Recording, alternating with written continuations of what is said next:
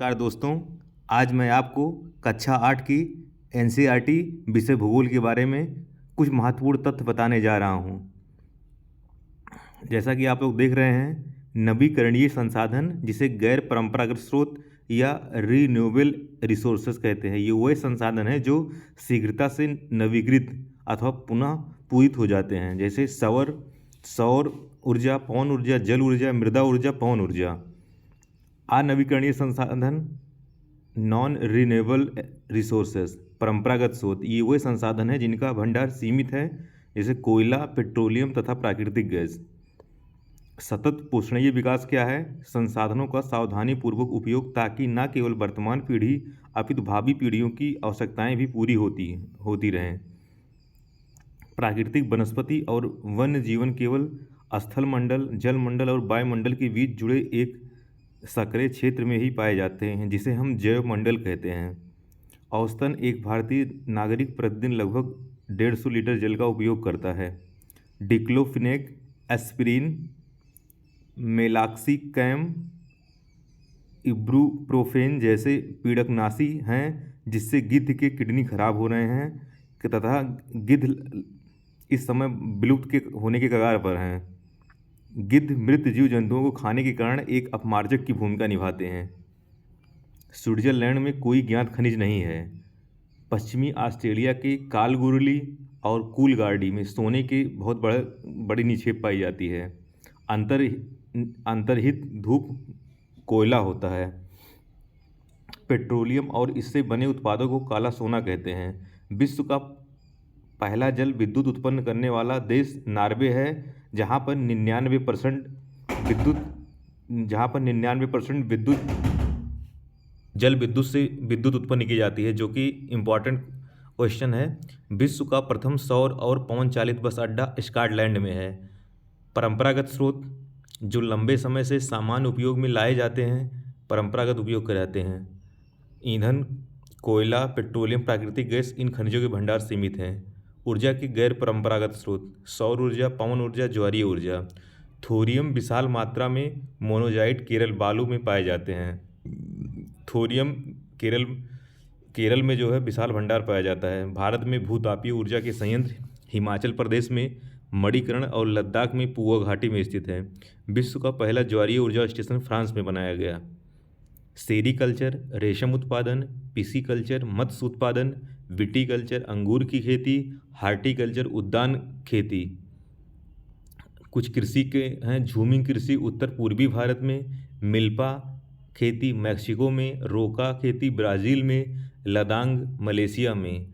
पटसन को सुनहरा रेशा भी कहा जाता है।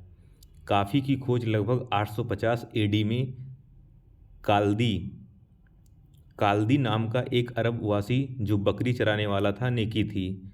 भोपाल गैस त्रासदी 3 दिसंबर 1984 को यूनियन कार्बाइड कंपनी से मिथाइल आइसोसाइनाइड MIC गैस के रिसाव से हुआ।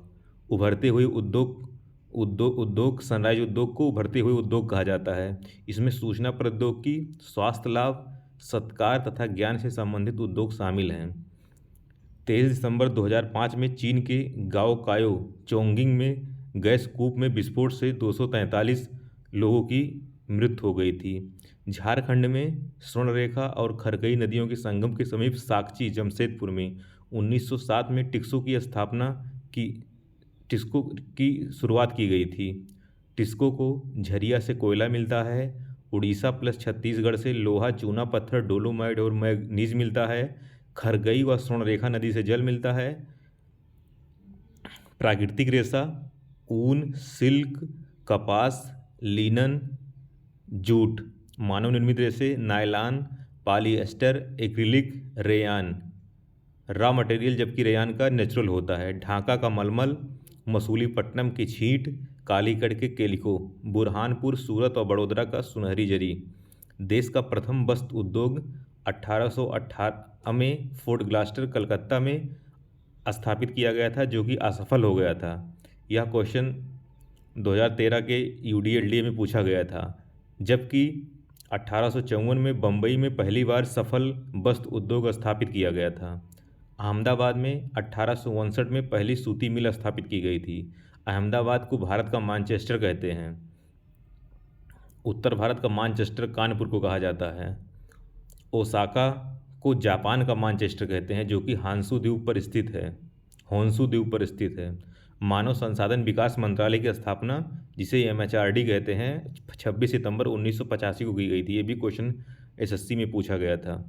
प्रधानमंत्री कौशल विकास योजना 2015 में चलाई गई थी। संपूर्ण विश्व का औसत जनसंख्या घनत्व 51 व्यक्ति प्रति वर्ग किलोमीटर है। सबसे अधिक जनसंख्या घनत्व जो है पाई जाती है दक्षिण एशिया, दक्षिण मध्य एशिया, फिर पूर्वी एशिया, फिर दक्षिणी पूर्वी एशिया। सूडान एक ऐसा उदाहरण है जिसमें लोगों के बाहर चले जाने अथवा उत्प्रवास के कारण जनसंख्या में कमी का अनुभव किया गया है।